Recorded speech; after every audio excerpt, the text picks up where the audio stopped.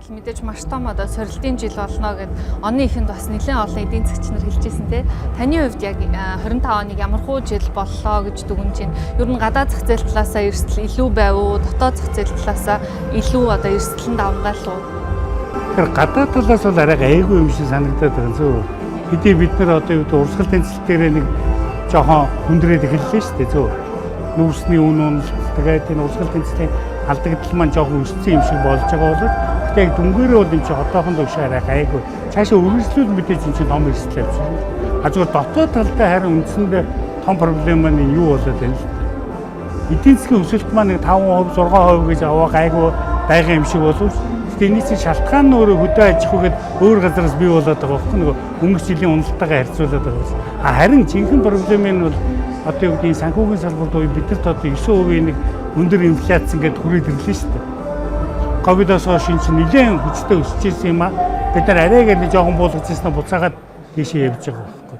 Тэгээ яг энэтэй цаг үеийн таараад тэрүү би чинь 25 онд бол хэдүүлээ Монгол банкны амлаж ирсэн зорилтоос шийдвүлээ хол байна.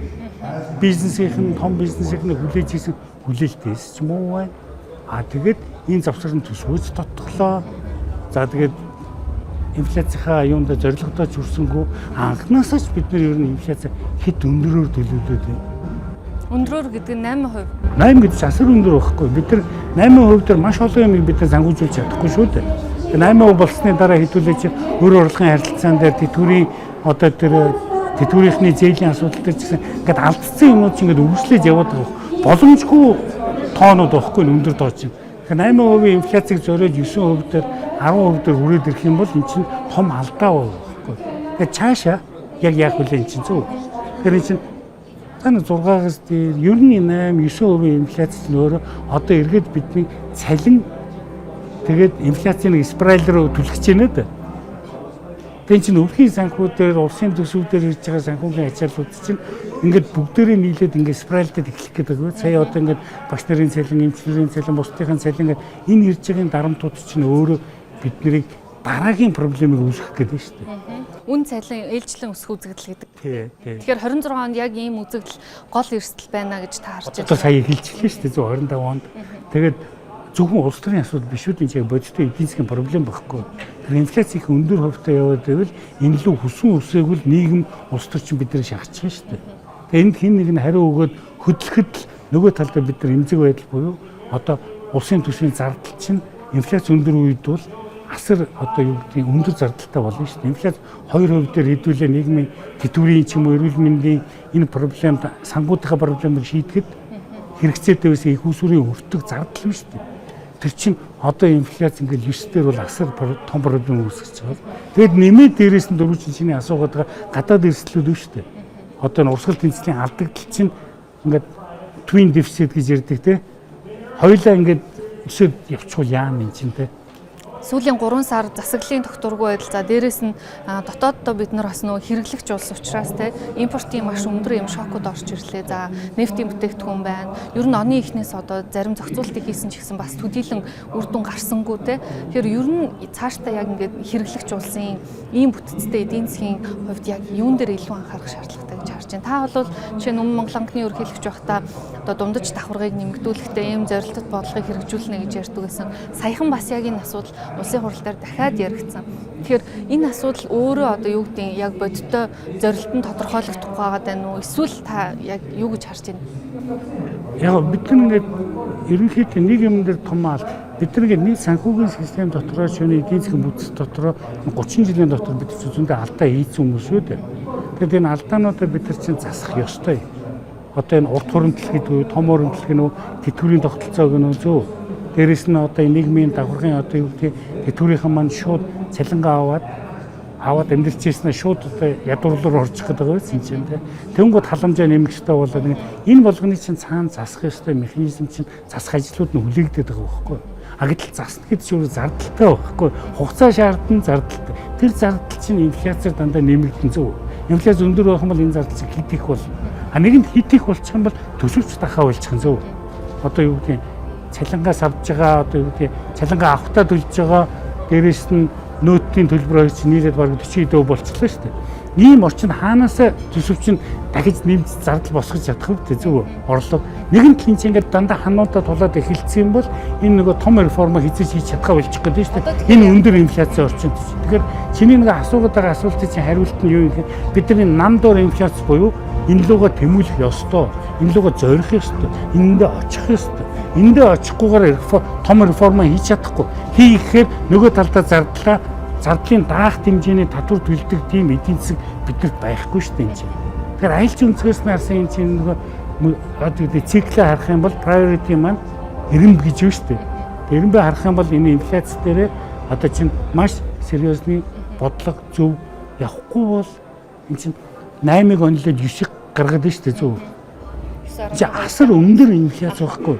Тэгээ энэ инфляц чинь жоохон шок ороод ирж шүү дээ. Гадаад дотоодын шокууд ороод ирээд энэ чинь хэд дээр хүрхлээ зөв. Тэгээ одоо хэдүүлээ сайхан бэлдчихлээ шүү дээ хөлсийн. Цалин инфляцийн спираль бэлдчихлээ. Урсгал тэнцлийн шокын юунд чинь жоохон эвгүй тоонууд эхэллээ зөв. Тэгэхээр энэ болгон чинь давхар ороод ирвэл нөгөө 9 инфляц чинь хаашаа явах вүлээ зөв. Тэгвэл цаашаа ямар ч нийгмийн бодлого болон бусад төсвийн хөрөнгө оруулалт гэдэг бүгд өртгөн өсөө явчихсан байна. За та Монголын анхны ерөнхийлөгч байхдаа анх ипотекийн зээлийн хөтөлбөрийг эхлүүлсэн. Одоо энэ хөтөлбөр 13 оноос хойш хэрэгжээд 12 дахь жилд ороод тэгээ ерөнхийдөө сая сүүл санхүү эдийн засгийн их сургуулийн судлаачдын одоо дүгнэлтээр энэ одоо хөтөлбөр бол ерөнхийдөө одоо нөгөө механизм нь ажиллагаа олж эхэлж байна. Арай өөр шатнд шилжих ёстой гэсэн юм дүгнэлтэнд хүрсэн байна. Тэгэхээр ипотекийн банк байгуулна гэдэг шийдэл ярьж байна. Арай өөрөөр санхүүжүүлнэ, ялгууртаагаар одоо хүнүүдийг тогтооно гэж байна. Таны хувьд яг юу гэж харж байна? Дахиад хоёулаа эргээд нөгөө нийт санхүүгийн тогтолцоо болон энэ макро зөв харьцаанууд гэж юу штэ заяа тий доктортой байдлыг энэ дээрээ бидний алдаад байгаа юмнуудаа яриа л чинь 12 онд одоо над ипотекийн хөтөлбөр чи юу байсан гэхээр 8% хөтөлбөр зөв ипотек нь инфляц нь 2% байсан байхгүй. Тэгээ энэ тохиолдолд над тэр явж исэн санхүүжилтийн тогтолцоо ажиллаж болоод байгаа. Энэ чинь зөрөөд одоо инфляцийн 9% ипотекийн хүн 6 болчихлоо шүү дээ. Тэгэхээр чинь оочроо дийлгээ байлаад тэр хачи нэг эрэлт нь хитрхи их болчиход байгаа байхгүй юм чинь шүрэг юутай болчих хүүдээ болчихлоо шүү дээ. Тэгэхээр эрэлт чинь бүр шагнал болчиход шүү дээ. Хүний шагнал өгöd шүү дээ. Ипотектэй. Тэгэхээр наа чи ингээд ерөнхийдөө нэг бодлогыг өөрчлөхгүй бол схемээр нь бүтцээр нь өөрчлөх болохоо болчихж байгаа байхгүй. Тэр маш цардж байна. Тэр чинь цаг хугацаа хэрхэн шийдэх л асуудал шүү дээ. Тэгэхээр дундад давхарлага тэмүүлсэн зорилттой тэр ипотекийн хөтөлбөр чинь сүүлийн миний хэдэн жилийн харж байгаагаар 6 болгоод одоо энэ улс төрчдийн ярьж байгаагаар бүр очрод дайруулдаг болгоод олон хүүхэдтэй бол урдуур дайран чиж байгаа шиг зөө. Тэгэхээр очроо шаглах гэдэг шүү дээ чинь энэ халамжийн бодлого болгох гэдэг. Ипотекийн очрыг халамжийн бодлого болгодлоо дампуурчлаа шүү дээ энэ хөтөлбөр чинь. Тэгэхээр энэ мэдээж өөрчлөгдөж байгаа нь бол ойлгомжтой байхгүй. Шийдлүүл мэдээ дандаа байгаа юм чинь бид нар ганцаараа юм орчинд амьдраад байгаа бид нар ганцаараа ипотекийн тогтолцоо хэрэгжүүлж байгаа улс биш шүү дээ.